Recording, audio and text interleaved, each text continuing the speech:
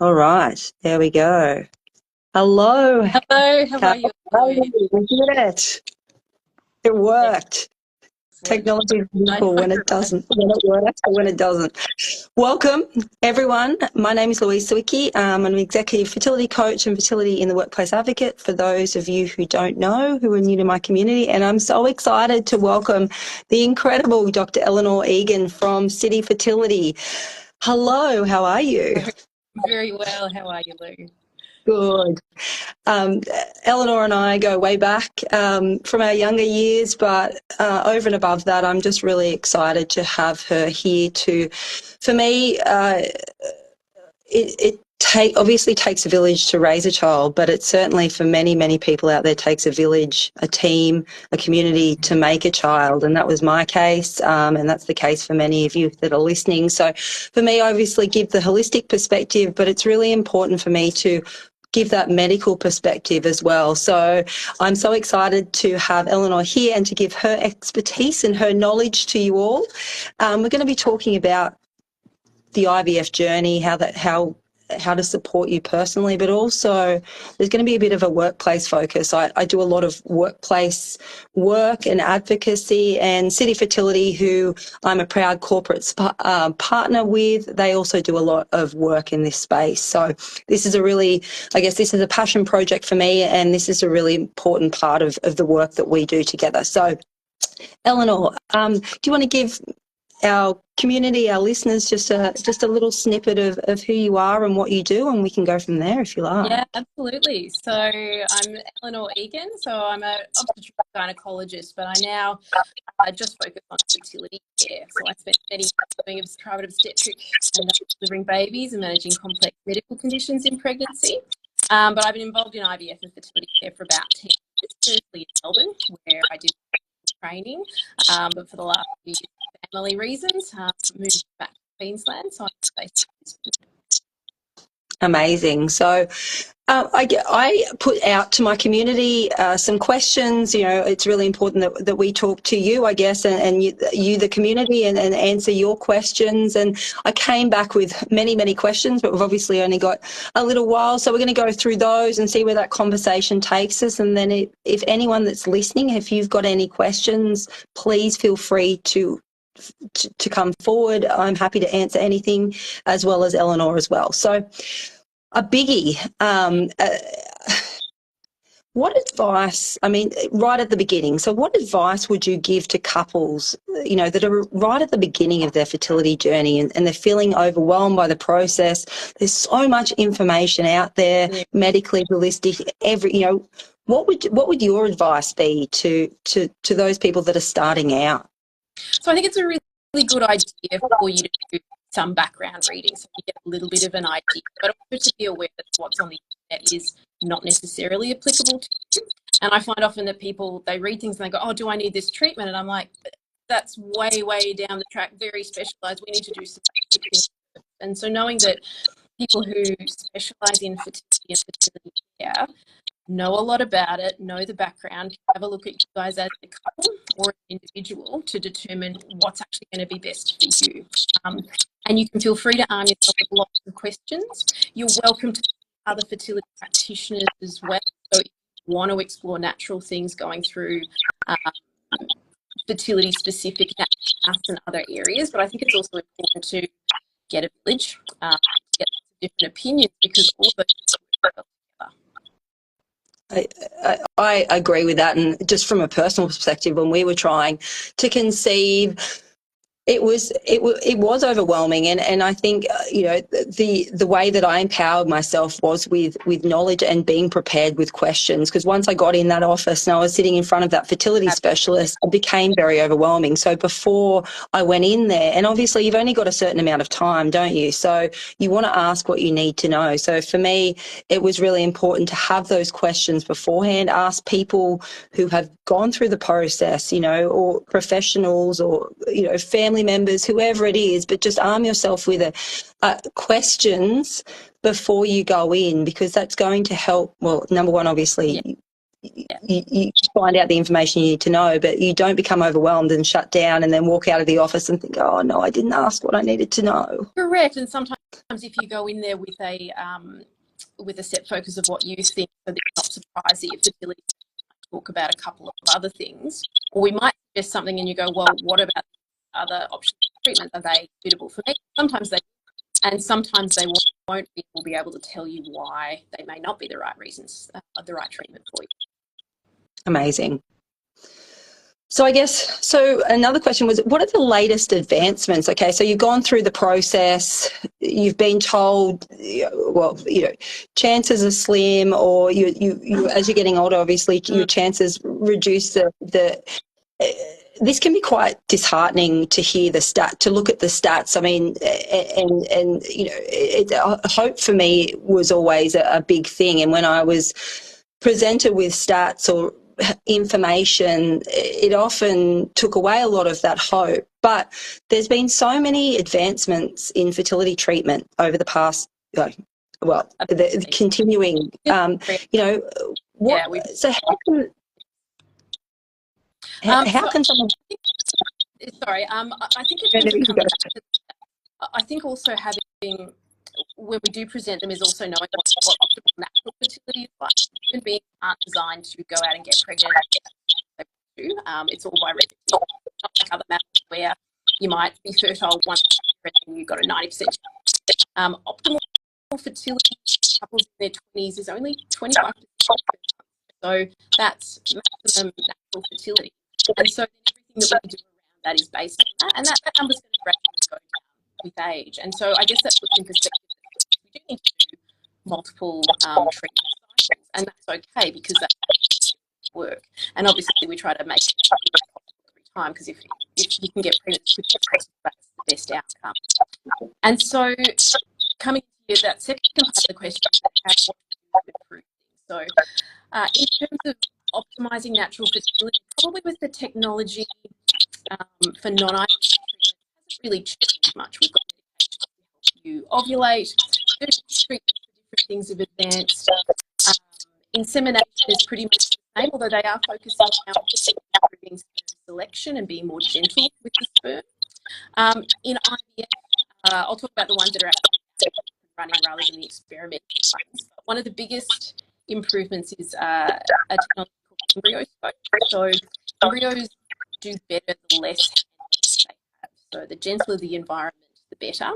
And what we used to do is that scientists would have to pull them out to have a look at them, to be able to grade them and check on them every couple of days up until that day 5 blastocyst stage. And now we have what's called an EmbryoScope, which is time-lapse photography, so they can stay nice and safely and warm in their culture media. And then we can just look at them remotely. And the other really good thing about that is that if I do have a couple that we have poor embryo quality at the end or nothing usable, I can sit down with my head embryologist and we can actually have a look and say, well, where did this go wrong? What's actually happening, so that we can determine, is it the sperm, is it the egg, where are we actually falling down? And that might help us change things in our cycle. Another thing I think we're really starting to realise and focus on is more holistic care. So there is a limit to what technology can do for an ageing egg, and we can give you the best egg back that you've given us, but your health, and in particular sperm health, is also really critical. And not ignoring the guys in this setting as well is really important, because I think they get off fairly lightly, where in fact they're half of the embryo. And the more you can do for the sperm, even if you've got a lower chance with the eggs, the less helping the egg has to do to abnormal sperm, the better at the end of the day. So putting the work in, leading in terms of your general health, in terms of supplements, in lifestyle for both the male and female partner, so that you can give us the best egg and sperm possible, so that then we can help from a lab point of view to put that sperm together so that we can create. Amazing. So on that, I guess that holistic side of things, obviously stress does not cause infertility. Infertility does cause a lot of stress for a lot of people. So how, in your opinion, does stress actually affect fertility, your fertility long term? How important is it for us to manage our stress during the fertility journey, for us to get better? two aspects of this. So it's how much stress it and how can we manage during the actual fertility process. So it's really difficult. There's not a blood test, even though there is a stress hormone called cortisol. The body's actually really good at managing the levels of this. So you can't go in a blood test. Yes, I am stressed, or that's what I need to fix. And so we rely on people self-reporting in questionnaires. But I think that a lot of us with chronic stress states may not even be aware of it. Think about it. And I think a lot of people, when you get into sort of more higher levels in your career, you've been working flat out many hours, going to the gym, doing your grocery shopping, going to bed, waking up again and doing it all again. And I think that chronic stress certainly has the potential to affect things. We don't have the research to back that up for fertility and IVF success rate. We know that severe stress can impact ovulation. We've got medications that can help that on the other side. But in saying that, we do know that chronic stress and a person's risk of heart attacks can increase their blood pressure. We certainly have evidence that it affects the body. So I'm sure that it affects something in some way, but there isn't data to back that up. So then we have to think about how to manage it during an IVF.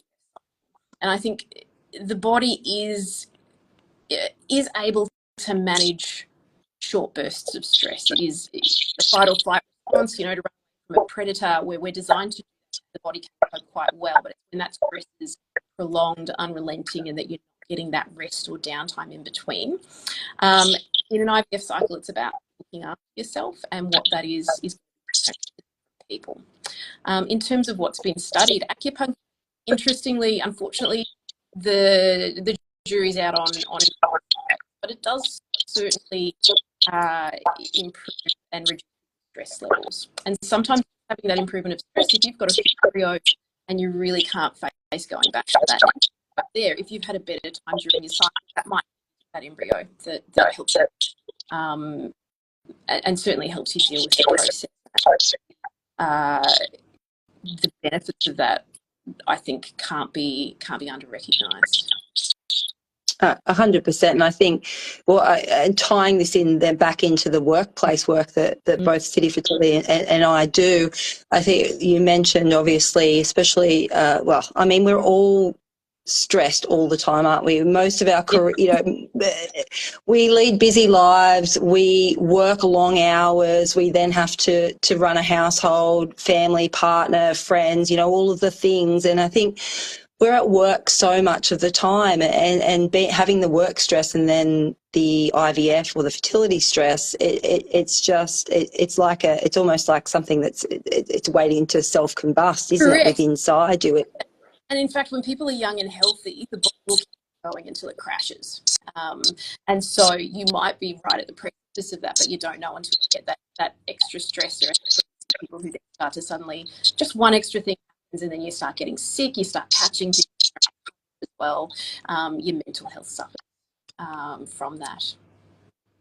And I guess, it's being in the workplace and work either not supporting you or not fully understanding what you're going through, or you not feeling safe enough to come forward to discuss with, be it HR, leaders, managers, whoever you need to discuss your situation, can make the stress that you're under feel so much more. And I guess, from your perspective, what should organisations, HR, leaders, managers, anyone in that could be managing or even we have colleagues that we need to support just personally? I mean, from your perspective, what if there's somebody who's listening, what do they need to know? Yeah, so the difficulty always when you do take a day off or some time off or lots of time off, that work either accumulates for yourself or it falls to other people, and then feel like that's not fair to put that on other people. I guess from an HR perspective, or if you're working with someone who's undergoing fertility treatment involved with it, is to know how time-consuming and how many points of contact, how many. There's such a burden of appointments, and not putting it off. It's not that people know that you're taking injections, day off, egg collection, the points of contact in a fertility specialist, you might need to go and collect medication. There's going to be 2 or 3 scan appointments leading into collection, which you might need to duck off and get some more medication or do a blood test. The appointment times might change if the doctors have to go to an emergency.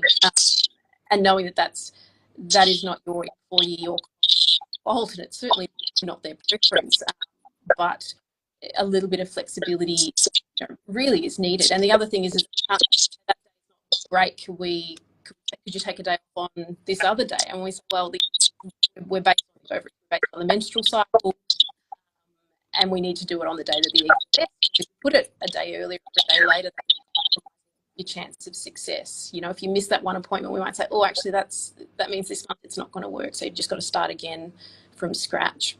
I find that in terms of how much you talk to people in your organisation, it really depends on the people. I find that the people who do the best are when their managers are open, and in particular, interestingly, if their managers have been through it themselves. So some people find it difficult to talk to male managers, but then turn around and say, actually, yes, my wife and I went through that, or my sister went through that, so I know that it's hard, so just let us know and we can organise that. The other thing for a manager is just to be careful if they've had their own fertility issues or their own opinions about IVF, is to not push that onto other people, because what's worked for you may not be correct. And it is really difficult, because if you've tried fertility treatment and failed, or if you yourself are trying to have a baby and other people around you are pregnant, there's a lot of jealousy and envy, and they're not emotions that you do deliberately, but they come out of nowhere. And to be aware that everyone's has their own journey with it, and to support their process.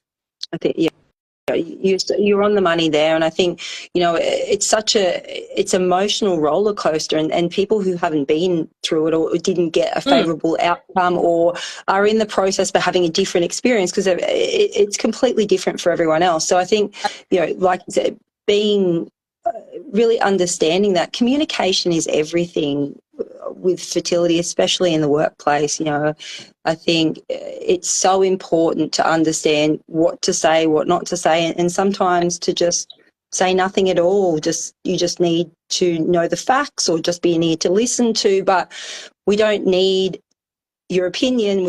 We just need you to understand what's going on, or to help in some way, shape or form. And I think really understanding that. And people are entitled to medical leave, and I guess, even though having a collective thing, it's still a medical thing. So I think people feel about taking sick, and you're like, we're literally doing medical treatment. It's there for, and we find in most cases that if people have some information and they are understanding with it and can go out of their way a little bit more. But equally, if you just want to say, look, I'm undergoing some medical treatment, it involve a number of appointments, I don't want to talk about it, but they can change from day to day, so it's a different time. There might be enough information to give employers so they know that something's going on.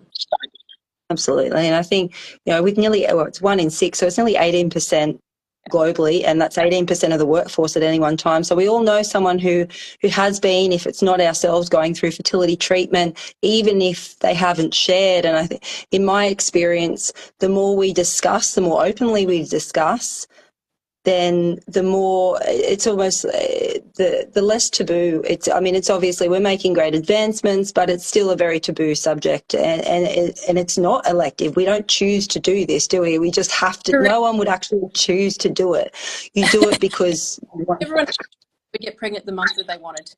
That's but that's not the case. Even for people with completely normal fertility, that's not the case. So I think being understanding that people are going through big things, and as it goes on and on, that the wariness of time and how things are taking also really gets people down, and it can affect how their resilience and how they are emotionally with work as well. And you can see people's personality when they're trying to get pregnant, and it is a transient thing. It's their undergoing period of stress, and for some people it's even trauma. And I would like to say for some people it actually goes from the start, but for the people who are having trouble, to know that it is a big thing. Yeah, it's massive, and it's okay to not be okay as well. We just push on and say, you know what, I'm all right, I'm strong, because I can just keep going. And sometimes it's okay to not be okay, and just to take some time and say, you know what, I just need this moment in time to either have a break or just take a breath, or say, you know what, I'm not okay. And is there someone that I can trust and reach out to, say, for help, or just, a listening ear? Or, you don't have to keep it together all the time. That's not a sign of weakness. It's actually a sign of strength to ask for help. Correct. And you don't have to manage it alone.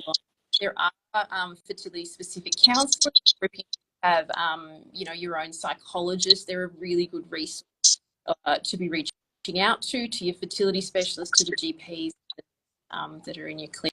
You don't have to be the strong one who's okay all the time, and you might have times where just appointments and seeing someone actually makes the process go a lot better, feel a lot better.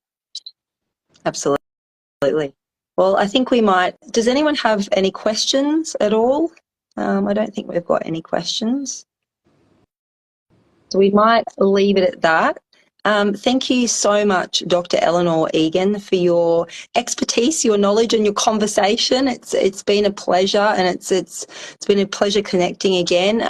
If anyone who is listening live or listening to this afterwards would like to reach out to City Fertility or Dr. Eleanor Egan, I will put all of their contact details in the notes afterwards. But if you've got any questions for me or Dr. Eleanor Egan or City Fertility, please don't hesitate to reach out. We're more than happy to help in any way we can. Thank you so much, Eleanor. It's been an absolute pleasure. And lovely talking to you.